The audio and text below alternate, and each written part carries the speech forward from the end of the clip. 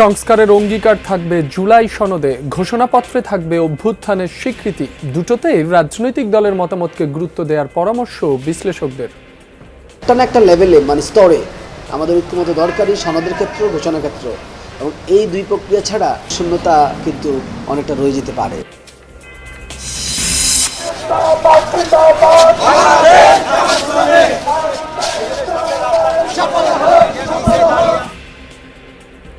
সোহরাওয়ার্দীতে জামায়াতে ইসলামীর জাতীয় সমাবেশ শুরু। দুপুরে মূল আনুষ্ঠানিকতা, তুলে ধরা হবে ৭ দফা দাবি।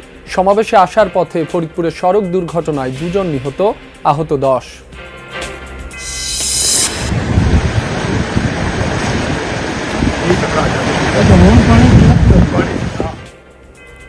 পাকিস্তানে ভয়াবহ বন্যায় প্রাণহানি বেড়ে দাঁড়ালো ১৭০ জনের বেশি। শুধু পাঞ্জাবেই দুদিনে ৭১ বাসিন্দার প্রাণহানি, বেশিরভাগই শিশু।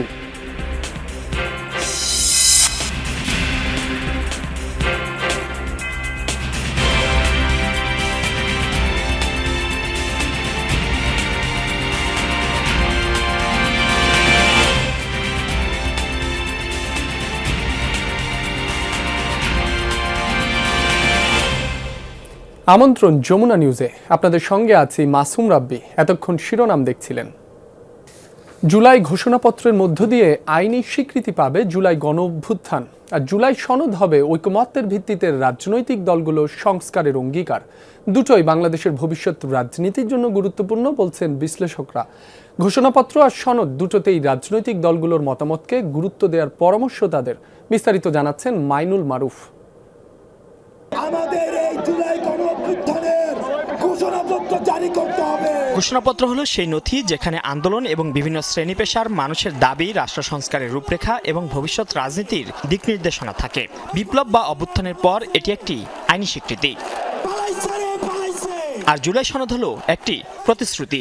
জনকল্যাণমুখী রাষ্ট্র নির্মাণের জন্য সংস্কার কমিশন যে প্রস্তাবগুলো দিয়েছে সেগুলোর মধ্য থেকে রাজনৈতিক দলগুলো যে কটিতে একমত তা উঠে আসবে জুলাই সনদে। জুলাই অভ্যুত্থানের পর ১ বছর পেরিয়েছে, এখনো হয়নি ঘোষণাপত্র। সরকারিভাবে চলছে এর কাজ, মতামত নেওয়া হচ্ছে রাজনৈতিক দলগুলোর। ৫ আগস্ট থেকেই ঘোষণাপত্রের প্রয়োজনীয়তা নিয়ে সোচ্চার সুপ্রিম কোর্টের আইনজীবী শিশির মনির বলছেন, দেরিতে হলো দরকার বিপ্লব বা অভ্যুত্থানের এ স্বীকৃতি। প্রপার লিখিত আকারে রিকগনিশন দিতে হবে। দিয়েছি আমরা এখনো? না বিপ্লবকে দিয়েছি, না অভ্যুত্থানকে দিয়েছি। তাহলে আছে কি করে? এই যে বড় বড় পলিটিক্যাল পার্টিগুলো ফাংশন করছে, এই মুক্ত পরিবেশ পেল কোথা থেকে? তা বলারও তো একটা কৃতজ্ঞতা বোধ থাকতে হবে যে এই সার্কামস্টেন্সেসে এইভাবে আজকে আমরা আলোচনায় বসছি। না আলোচনা বসার সুযোগ ছিল? ঐকমত্য কমিশন হতো, ইউনিট সরকার ফাংশন করতে পারত, বর্তমান প্রধান বিচারপতি হতে পারতেন। কোন সার্কামস্টেন্সেসে, কোথায় লিখেছেন সেটা লেখা হয় নাই। এরই মধ্যে রাষ্ট্র সংস্কারে ঐকমত্য কমিশনে রাজনৈতিক দলগুলোর সংলাপ প্রায় শেষ দিকে। বেশিরভাগ সংস্কার প্রস্তাবে একমত দলগুলো। দ্বিমতগুলো নিয়ে এখনো আলোচনা চলছে। এখান থেকেই তৈরি হবে জুলাই সনদ। রাজনৈতিক বিশ্লেষক কাজী মোহাম্মদ মাহবুবুর রহমানের মতে, ঘোষণাপত্র আর সনদ দুটি বাংলাদেশের ভবিষ্যৎ রাজনীতিতে গুরুত্বপূর্ণ। একটা লেভেলে স্তরে আমাদের ঐক্যমত দরকারি, সনদের ক্ষেত্র, ঘোষণার ক্ষেত্র, এবং এই দুই প্রক্রিয়া ছাড়া আমরা কিন্তু আমাদের এই যে শূন্যতা এবং যে অর্থে গণঅভ্যুত্থান করা হয়েছে সেই অর্থপূর্ণ হবে না, এবং এই শূন্যতা কিন্তু অনেকটা রয়ে যেতে পারে। আইনজীবী রুহুল কুদ্দুস কাজলের মতে, ঘোষণাপত্র আর সনদ দুটোই হতে হবে রাজনৈতিক দলগুলোর ঐকমত্যে। রাজনৈতিক দলগুলোর একটা ঐক্যবদ্ধ ঘোষণাটাই হচ্ছে জুলাই সনদ। এটা তাদের জন্য একটা অকাট্য দলিল হিসেবে বিবেচিত হবে। যারাই পরবর্তীতে রাষ্ট্র ক্ষমতায় যাবে তারা এই বেসিক জিনিসগুলোর বাইরে তারা যাবে না। বিদ্যমান সংবিধানে কিন্তু একটা তফসিল আছে যেখানে জরুরি অবস্থা সম্পর্কিত এই সমস্ত বিষয়গুলো কিন্তু বিধানাবলী করা যায়। যদি প্রকৃতপক্ষে সমস্ত রাজনৈতিক দল যদি জুলাই ঘোষণাপত্র দেয়, তাহলে সেটা একটা জরুরি মেজার হিসেবে সংবিধানের ওই অংশে অন্তর্ভুক্ত করা সম্ভব। চলতি জুলাই আগস্টের মধ্যেই ঘোষণাপত্র আর সনদ প্রস্তুতের আশা অন্তর্বর্তী সরকারের। মাইনুল মারুফ, যমুনা নিউজ, ঢাকা। রাজধানীর সোহরাওয়ার্দী উদ্যানে চলছে বাংলাদেশ জামায়াতে ইসলামীর বৃহত্তম জাতীয় সমাবেশ। দুপুরে মূল কার্যক্রম শুরু হবে, যার সভাপতিত্ব করবেন বাংলাদেশ জামায়াতে ইসলামীর আমির ডাক্তার শফিকুর রহমান। খবরাখবর রাখছেন আমাদের সহকর্মীরা, তাদের সাথে আমরা যুক্ত হব। শুরুতে যুক্ত হচ্ছি আলামিন হক অহনের কাছে, তিনি রয়েছেন সেখানে। আমরা দেখতে পাচ্ছি অহন, মিছিলের নেতাকর্মীদের উচ্ছ্বাস কেমন দেখছেন? দুপুরে তো মূল কার্যক্রম শুরু হবে, তার আগেই উপস্থিতি কেমন দেখছেন? ব্যাপক উপস্থিতি, বিশেষ করে আমি যখন বাংলা মঞ্চের কারণ বাজার হয়ে আসছিলাম সেই স্পটগুলোতে আমরা দেখছি যারা গাড়ি নিয়ে বিভিন্ন জেলা থেকে আসছিলেন এই সমাবেশকে সফল করার জন্য, সেই ব্যক্তিরা গাড়ি কিন্তু অনেক আগেই থামিয়ে দেওয়া হয়েছে। তারপরে এত মানুষ, শত শত মানুষ, বিশেষ করে ঢাকা ইউনিভার্সিটি ক্যাম্পাসের ভেতরেও আমি দেখেছি অনেক মানুষ অবস্থান নিয়েছেন। এবং আমি যদি একটু কারওয়ান বাজার বাংলা মোটর যে সড়কটি হয়ে আমি আসলাম সেই সড়কের কথা বলি, সেখানেও প্রচুর মানুষ এসেছেন, দলে দলে এসেছেন। তারা ঢাকার বাইরে থেকে এসেছেন, বাস ভাড়া করে তারা বিভিন্ন গ্রুপে গ্রুপে ঢাকা শহরে আজ ঢুকেছেন এবং যে সমাবেশ রয়েছে সেটি সফল করার কথা তারা বলছেন। তারা একই সাথে এও বলছেন তাদের যে সব দাবি দেওয়া রয়েছে সেই দাবিগুলো তো এর আগে থেকেও এই জামায়াতে ইসলাম বাংলাদেশ জানিয়ে আসছিলেন, সেই দাবিগুলো বাস্তবায়নের কথা বলছেন। এবং আজকে সমাবেশের মধ্য দিয়ে এই অন্তর্বর্তীকালীন সরকারকে একটি বার্তা তারা দিতে চান, যেন তাদের সমাবেশের যে দাবি দাওয়াগুলো আছে সেইগুলো যেন অবশ্যই বাস্তবায়ন করা হয়, সেই কথা তারা বলছিলেন। এবং আমি দেখেছি এখানে চিকিৎসা ব্যবস্থারও বেশ ভালো ব্যবস্থা রয়েছে। এবং আপনি জেনে থাকবেন এর আগে যখন নানান সময় এই ধরনের সমাবেশ হয় প্রাকৃতিক কাজকর্ম সারানোর জন্য, আশেপাশে কোন ধরনের পাবলিক টয়লেট আমরা দেখিনি, এবার কয়েকটি স্পটে আমরা দেখেছি চোখে পড়েছে। সব মিলিয়ে সমাবেশটি যেন সফল হয় সেই ধারাবাহিকতা বজায় রাখার চেষ্টা করছেন। এবং আমি দেখেছি অত্যন্ত সুশৃঙ্খলভাবে জামায়াতে ইসলামের কর্মী যারা রয়েছেন দূর দূরান্ত থেকে তারা এসেছেন। আমি যদি একটু কথা বলি, আপনি কোথা থেকে এলেন, কতজন এলেন? আমি কুমিল্লা লাকসাম থেকে এসেছি, আমাদের গ্রুপে 600 জন এসেছে। আমরা বলা সদর তো এসেছি, বলা সদর একে আমরা হবিগঞ্জ থেকে এসেছি, কুমিল্লা থেকে আসছি, কুমিল্লা থেকে নবাবগঞ্জ থেকে আসছি, কক্সবাজার থেকে আসছি। রাব্বি, আপনি শুনছিলেন মানে বাংলাদেশের বিভিন্ন প্রান্ত থেকে, একেবারে দূর দূরান্ত থেকে গতকাল রাত থেকে আমরা দেখেছি সোহরাওয়ার্দী উদ্যানের এই অংশটিতে বিভিন্নভাবে মানুষ অবস্থান নিয়েছিলেন। তারা রাত্রি যাপনও এখানে করেছেন।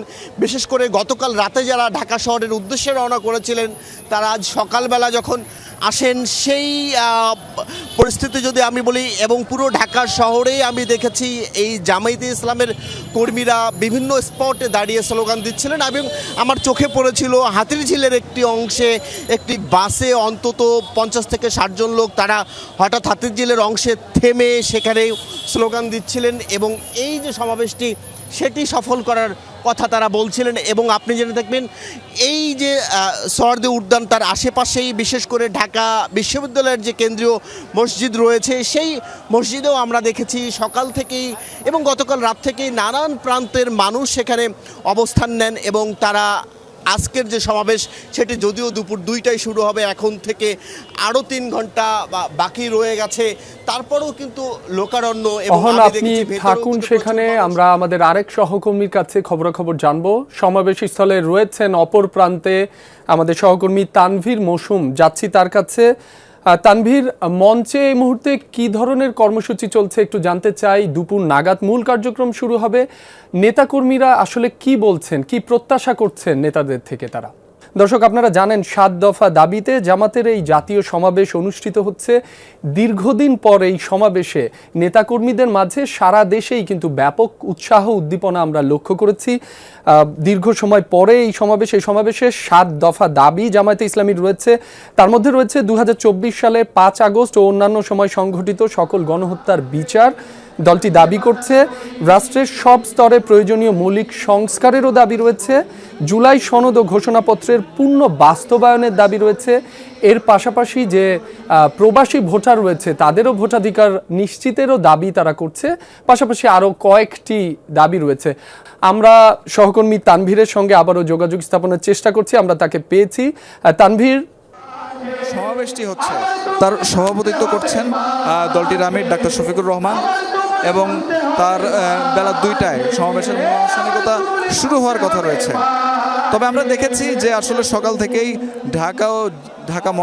জেলা ও ঢাকা মহানগর পর্যায়ের নেতারা কিন্তু বক্তব্য দিচ্ছেন। এছাড়া সাংস্কৃতিক পরিবেশনাও কিন্তু রয়েছে এবং আমরা দেখতে পাচ্ছি ঠিক এই মুহূর্তেও আসলে সঙ্গীত পরিবেশনাই চলছে। এছাড়া জামাত ছাড়াও সমমনা বিভিন্ন রাজনৈতিক দলের নেতাদেরও অংশগ্রহণ করার কথা আছে। এবং আমরা দেখেছি যে রাত থেকেই নেতাকর্মীরা রাত থেকে এই সোহরাওয়ার্দী উদ্যানে জড়ো হয়েছিল এবং এককভাবে এই সোহরাওয়ার্দী উদ্যানে জামাতের যে এই জাতীয় সমাবেশ সেটি কিন্তু এবারই প্রথম। রেদওয়ান, সার্বিক যে পরিস্থিতি সেটি জানতে চাই, পাশাপাশি ব্যাপক যে উপস্থিতির কথা বলা হচ্ছে দলটির পক্ষ থেকে, আইন শৃঙ্খলার পরিস্থিতি কেমন দেখছেন, নিরাপত্তা ব্যবস্থা কেমন? রাব্বি, এই সমাবেশকে ঘিরে কিন্তু ইতিমধ্যেই নিরাপত্তা ব্যবস্থা বেশ জোরদার করা হয়েছে। আশপাশের পুরো এলাকায় কিন্তু নিশ্চিত যে নিরাপত্তা ব্যবস্থা সেটি নিশ্চিত করতে কিন্তু র্যাব, পুলিশের পাশাপাশি জামাত ইসলামের যে স্বেচ্ছাসেবক কর্মীরা রয়েছেন তারাও কিন্তু বেশ প্রচেষ্টা চালাচ্ছেন। তবে এত মানুষের জনসমাগম ইতিমধ্যেই আমরা দেখতে পাচ্ছি যে সোহরাওয়ার্দী উদ্যানের যে ভেতরে সেটি কিন্তু পুরোপুরি কানায় কানায় পূর্ণ। আমরা যদি একটু দেখাতে চাই যে সেই যে মূল ফটকটি রয়েছে বাংলা একাডেমির ঠিক অপর পাশে যে সোহরাওয়ার্দী উদ্যানে প্রবেশের যে গেটটি রয়েছে সেই গেটটি কিন্তু ইতিমধ্যেই বন্ধ করে দেওয়া হয়েছে। নেতাকর্মীদের এই গেটটি দিয়ে আর প্রবেশ করতে দেওয়া হচ্ছে না। তারপরও কিন্তু তারা বিভিন্নভাবে দেয়াল টপকিয়ে কিন্তু ভেতরে যাওয়ার চেষ্টা কিন্তু তারা চালিয়ে যাচ্ছেন। সেই সাথে আমরা দেখতে পাচ্ছি যে পুরো রাস্তায় কিন্তু ভেতরে মানুষের সমাগম, উপচে পড়া ভিড়ের কারণে কিন্তু মানুষজন রাস্তায় নেমে এসেছেন। তাদের জন্য কিন্তু একটি মনিটরের ব্যবস্থা করা হয়েছে ঢাকা বিশ্ববিদ্যালয়ের যে টিএসসির গোল চত্বরে। সুতরাং যারা ভেতরে যেতে পারছেন না তারা কিন্তু আসলে বাইরে থেকেও সেই সমাবেশ দেখতে পাবেন। এবং আমরা দেখতে পাচ্ছি যে এই স্বেচ্ছাসেবক কর্মীরা কিন্তু তাদের যে নিরাপত্তা নিশ্চিতে কিন্তু বেশ প্রচেষ্টা চালিয়ে যাচ্ছে এবং বাইরে যে লোক সমাগমের ভিড় তাদেরকে সুশৃঙ্খলভাবে যেন সেই মনিটরের সামনে যে তারা বসে সেই সমাবেশটি দেখতে পারে সরাসরি মঞ্চের থেকে, সেই সমাবেশ কিন্তু সেখানেও সরাসরি সম্প্রচার করা হবে। বলা যায় যে এই মানুষ ভিড় সামাল দিতে কিন্তু বেশ বেগ পোহাতে হচ্ছে এখানকার মানুষদের। যেটি বলছেন যে সফর করতে কিন্তু ঢাকা সহ দেশের বিভিন্ন জায়গা থেকে গতকাল রাত থেকেই তাদের যে আনাগোনা ছিল সেটি কিন্তু ক্রমশই সময় যত বাড়ছে তাদের সেই আনাগোনা। আপনাকে ধন্যবাদ। আমরা পরবর্তীতে আবারও আপনার থেকে আপডেট জেনে নেব। ঢাকায় জামায়াতের জাতীয় সমাবেশে যোগ দিতে আসার পথে ফরিদপুরের ভাঙ্গায় সড়ক দুর্ঘটনায় খুলনা দাকপ উপজেলা জামায়াতে আমির সহ 2 জন নিহত হয়েছেন। আহত হয়েছেন অন্তত 10 জন। রাত 3টায় ভাঙ্গায় ঢাকা মাওয়া এক্সপ্রেসওয়েতে হয় এই দুর্ঘটনা। পুলিশ জানায় সোহরাওয়ার্দী উদ্যানে জামায়াতের জাতীয় সমাবেশে যোগ দিতে খুলনা থেকে কর্মী সমর্থকদের নিয়ে রওনা করে একটি বাস। এক্সপ্রেসওয়ের প্রবেশ মুখে বাসটি দাঁড়ালে পেছন থেকে পরপর 2টি বাস ও একটি পিকআপ ধাক্কা দেয়। ঘটনাস্থলে প্রাণ হারান দাকপ উপজেলার জামায়াতে আমির মোহাম্মদ আবু সাইদ। আহতদের উদ্ধার করে হাসপাতালে নিলে চিকিৎসাধীন অবস্থায় মারা যান জামায়াতের এক কর্মী। এছাড়া ভাঙ্গার নাসিরাবাদ এলাকায় 2 অটোরিকশার মুখোমুখি সংঘর্ষে একজন নিহত হয়েছেন।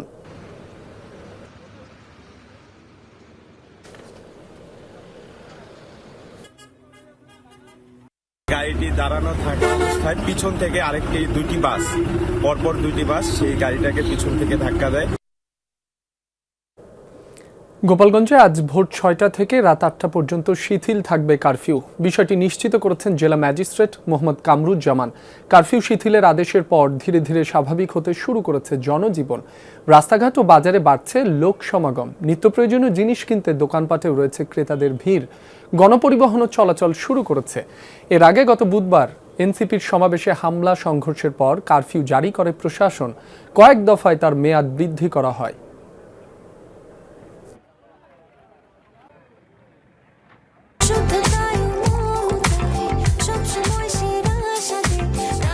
প্রাণ UHT মিল্ক, শুদ্ধতায় ও মমতায় সবসময় সেরা স্বাদে। 1 বছরেও কান্না থামেনি জুলাই গণ অভ্যুত্থানে নিহত কলেজ ছাত্র তানভীরের মা বাবার। ছেলের স্মৃতি আঁকড়ে বেঁচে আছেন তারা। কক্সবাজার থেকে চট্টগ্রাম পাঠিয়েছিলেন ভালো পড়ালেখার জন্য। স্বপ্ন ছিল পরিবারের হাল ধরবে, কিন্তু বাড়ি ফিরল গুলিবিদ্ধ নিথর দেহ। এখনো সন্তান হত্যার বিচার না পেয়ে হতাশ পরিবারটি।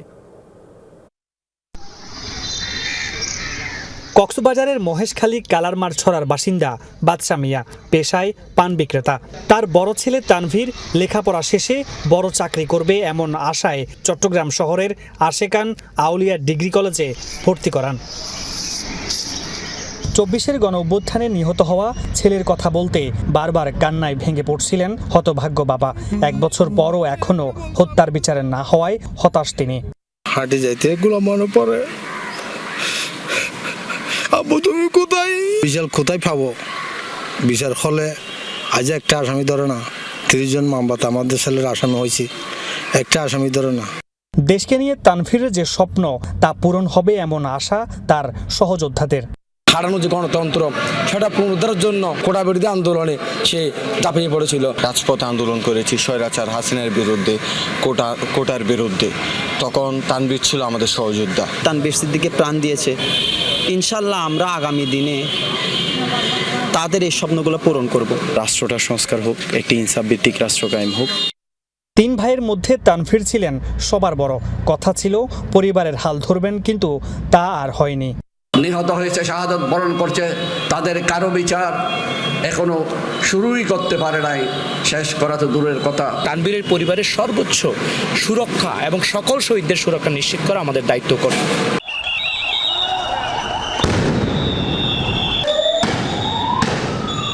2024 সালের 18 জুলাই বৈষম্য বিরোধী ছাত্র আন্দোলন চলাকালে চট্টগ্রামের বহদ্দারহাটে গুলিবিদ্ধ হয়ে নিহত হন তানভীর সিদ্দিকী। মামুন নুরশি তৌফি, যমুনা নিউজ। যমুনা নিউজে আরও একটা বিরতি নিচ্ছি, সঙ্গেই থাকুন।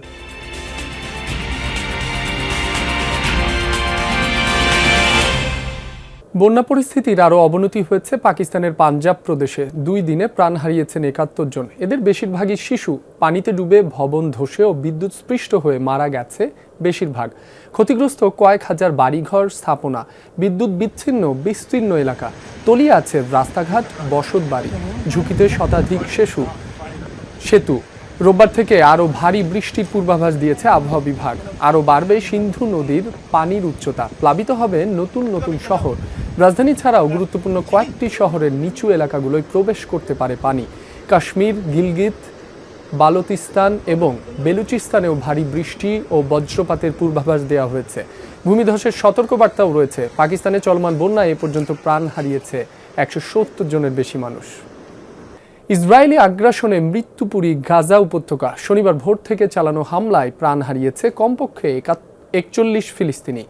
দুমুঠো খাবারের আশায় ত্রাণ সংগ্রহ করতে আসা মানুষের ওপর হয়েছে এলোপাতাড়ি গুলিবর্ষণ। এতে মারা যায় অন্তত 10 জন। বাস্তুচ্যুতদের আশ্রয় দেয়া একটি বাড়ি ও স্কুল টার্গেট করে হয় বিমান হামলা। এতে শিশুসহ প্রাণ হারায় 3 জন। দেইর আল বালাই খাদ্যাভাবে মৃত্যু হয়েছে 1 বছর বয়সী এক শিশুর। গাজার স্বাস্থ্য মন্ত্রণালয় জানিয়েছে 21 মাস ধরে চলা আগ্রাসনে প্রাণ হারিয়েছে প্রায় 59,000 ফিলিস্তিনি। ইউক্রেনের বেশ কয়েকটি সামরিক স্থাপনায় হামলা এবং বসতি দখলের দাবি জানিয়েছে রাশিয়া। অন্যদিকে রাশিয়ার সব রকম হামলা প্রতিহত করার জোর শপথ নিয়েছে ইউক্রেন। গেল 1 সপ্তাহে ইউক্রেনের বিভিন্ন সামরিক স্থাপনা, বিমানবন্দর, অস্ত্রাগার ও জ্বালানি ডিপো লক্ষ্য করে অন্তত 5টি ক্লাস্টার বোমা নিক্ষেপের কথা জানিয়েছে রুশ প্রতিরক্ষা বিভাগ।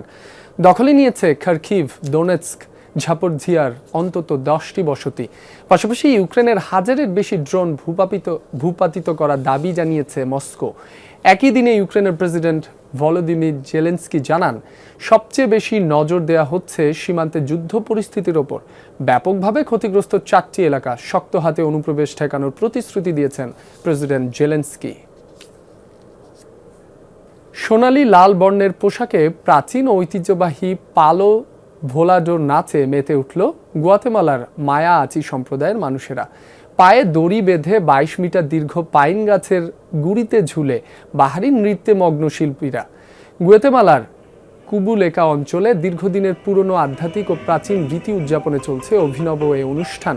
যীশু খ্রিস্টের 12 শিষ্যের মধ্যে একজন সান্তিয়াগো অ্যাপোস্টলের সম্মানে 10 দিন ধরে চলে এই উৎসব। প্রাচীন রীতি উদযাপন ধরে রেখেছে গুয়াতেমালার 3 থেকে 4টি সম্প্রদায়।